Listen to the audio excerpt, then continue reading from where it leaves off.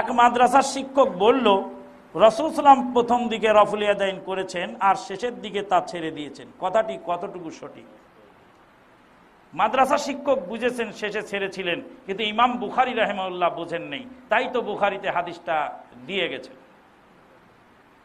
রাসূলুল্লাহ সাল্লাল্লাহু আলাইহি ওয়াসাল্লাম রফুল ইয়াদাইন করেছেন জীবনের শেষ পর্যন্ত, বুখারীর হাদিসে বিদ্যমান।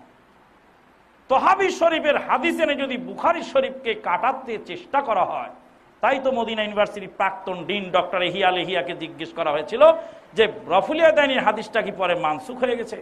তখন উনি বললেন, মান নাসাখাহু ইমামুম মিনাল আইম্মা, কোন ইমাম কি মানসুখ করে গেছেন?